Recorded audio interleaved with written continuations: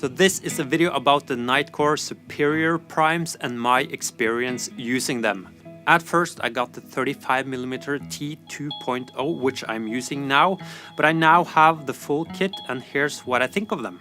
The Nitecore Superior Primes are full frame Cine Primes and they come in E mount, EF mount and PL mount. You can also switch out the mounts if you want to do so. There's a 25mm which is T2.1, the rest is T2.0 and that's a 35, a 50 and 75 and 100. I also know that they are working on a 18mm and a 135mm. I'm not sure when they are going to be released though. And by the way, if you want to know more about the origin and the production of these lenses, I will leave a link to another YouTube video down below. As mentioned, I got the 35mm at first because I wanted to add a cine lens to my rig. On a Super 35 sensor, I find that focal length to be extremely versatile and I ended up shooting a YouTube ad entirely on that lens, except the last shot that was done on a Sigma Art 50 to 100mm f1.8.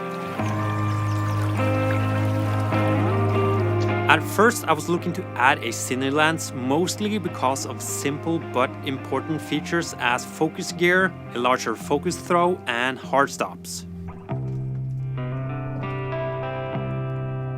I've always had big issues with using photo lenses with follow focus and even more so when I've used a remote follow focus.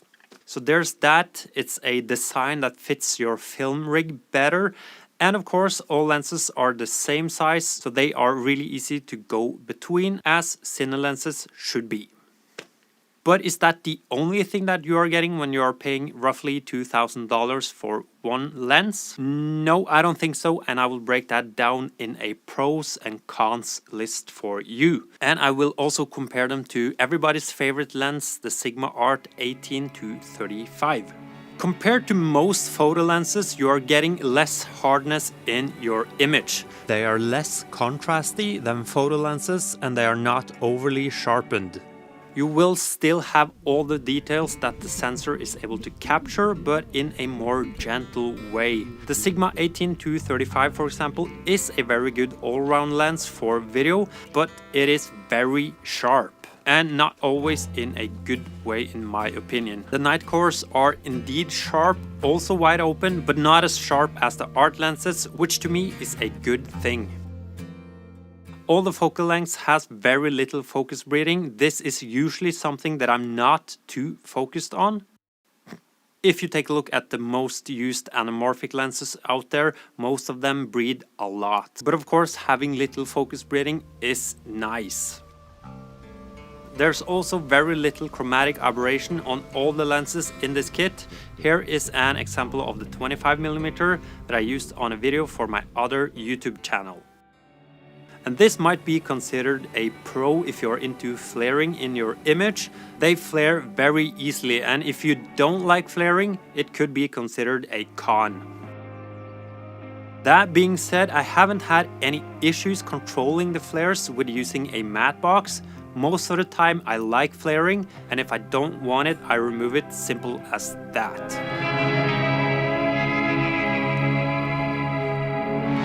Cine lenses are expensive and most of them are out of reach for smaller companies and one-man band operations as myself. The Nitecores are not cheap, but they are cheaper than most other cine lenses.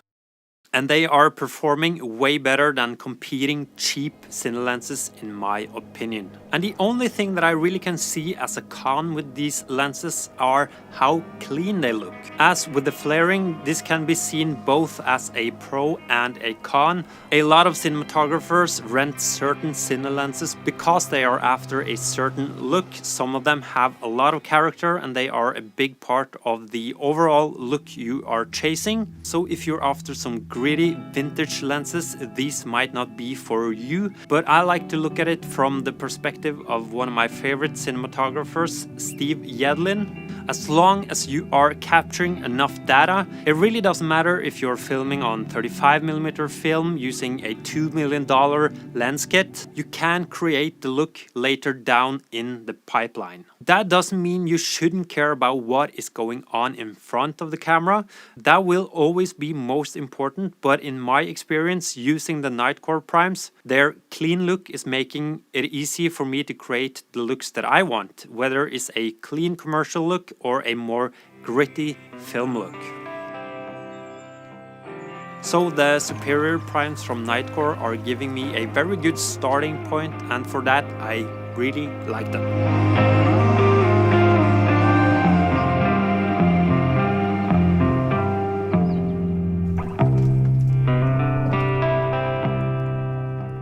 Thank you for watching. If you have any more questions about these lenses, please leave them down below and I will try to get to all of you.